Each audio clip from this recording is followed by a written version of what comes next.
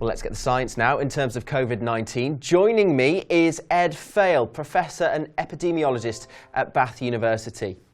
And Professor, we're hearing in the news a lot about that R0. Can you explain what that is in relation to COVID-19? So the R0 is a basic characteristic or parameter of any infectious disease agent, and it allows us to work out exactly how quickly it will spread. And it simply refers to the, suppose that you and I were infected, it's the average number of subsequent infections that we are likely to cause. So the average number of people that we are likely to go on to infect.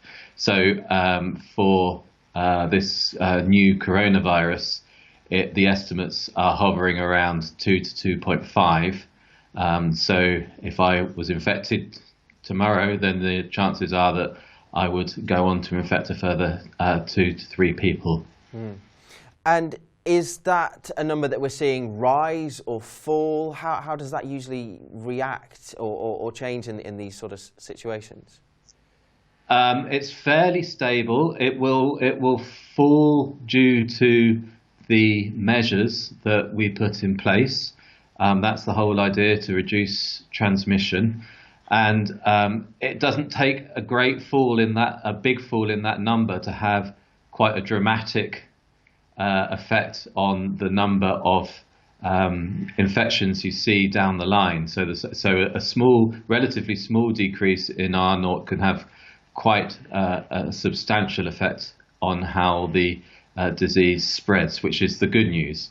And we've seen that in places like China and South Korea and Taiwan, where they've managed to limit the amount of transmission through various means, and the consequence is that the R0 will, in those circumstances, will go right down. But in terms of the basic biology of the virus, if it's left to its own devices, as it were, then that number will stay quite stable.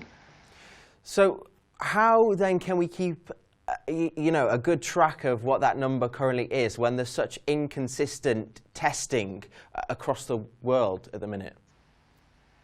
Well, that's a good question. So testing is really important, and testing seems to, as you say, be quite inconsistent in different countries. Hopefully we will be, the government have been saying that we're going to further ramp up the testing here.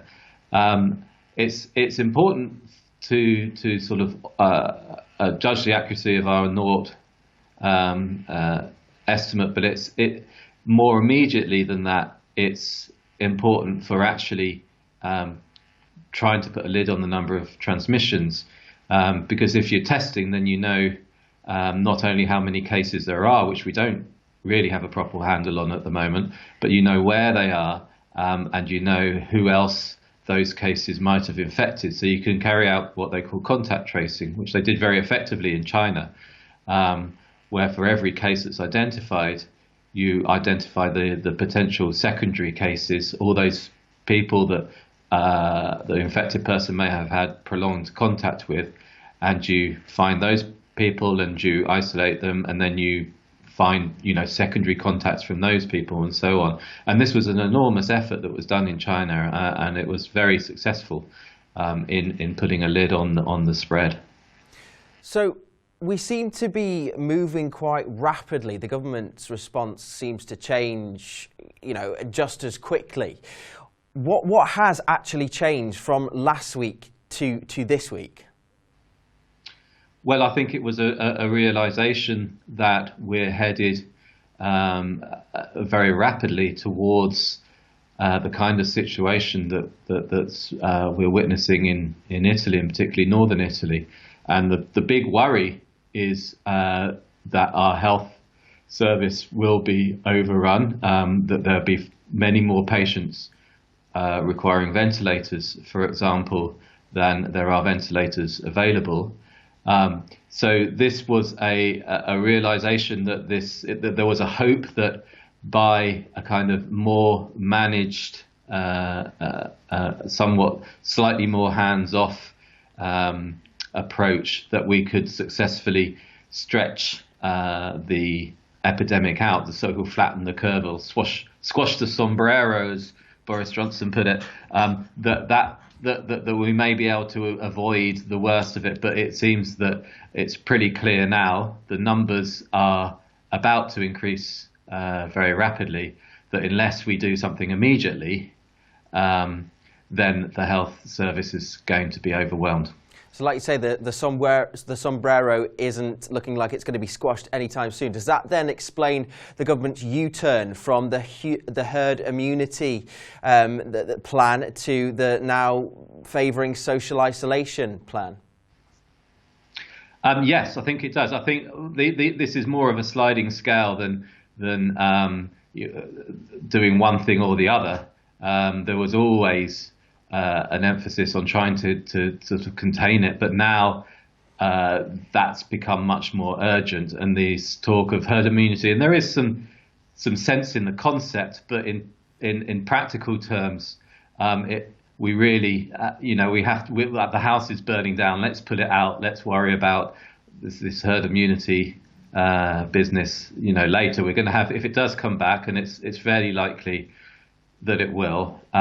Then we're going to at least, fingers crossed, have a bit of time to hopefully develop some more effective antiviral drugs, or at least prepare our health system a little bit better than it was this time.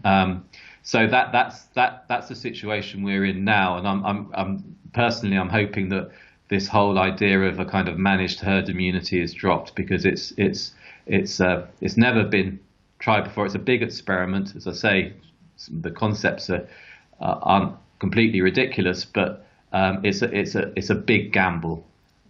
So let's just try and get a lid on it. I think that's what the government has come round to deciding. Well, Ed, I'm not a gambling man, and you don't seem like one either. So were you part of this cohort of scientists that were calling on the government to act with greater force and more efficiency?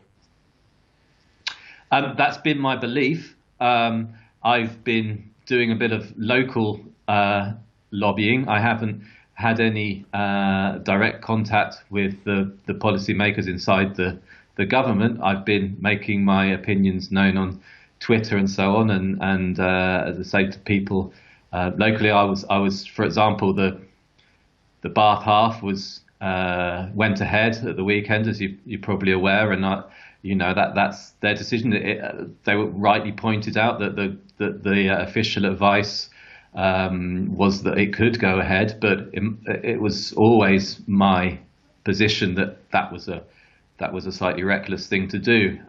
So on that sense, I've been making my opinions clear, yes, but not at a national level. And what do we know about how long this is going to go on for? We're obviously hearing that it could be 2021 before a vaccine is around. This could be hanging around until next spring. Are those numbers accurate, or is that just sort of alarmist media trying to catch all our attentions? I don't think the media needs to be alarmist to catch our attentions at this point. What you hear is probably mostly responsible and, as far as we can tell, accurate reporting on the best information that we have available. So if I'm told that a vaccine will take a year to 18 months, I believe that that's the case, yes. In terms of how long this epidemic will last, well, it's likely to come in waves. So the current wave, we should be coming out of it, I guess, in 3 or 4 months, but we've been no means out of the woods then. It may the trouble with this more dramatic measures that are put in place is that we don't really have any exit plan, as it were. We don't know really the optimal way of getting back to normal, when we should get back to normal, and how we should manage, a return to work, and the normal lifting all the restrictions on mass gatherings and all this sort of stuff. We're just going to have to really make the best judgment calls we can as we go along, and that's really hard to kind of imagine how that's going to pan out at the moment. Okay, so when we do get, not through the woods just yet, but into a clearing, let's say, is there a chance that the virus could reappear in people who've already been reinfected? I heard at a press conference, a WHO press conference earlier in the week, a reporter mentioned there was a case in Japan of someone being reinfected. Yes, that I heard those reports as well. I don't know how much to worry about that. This is a new virus. We don't.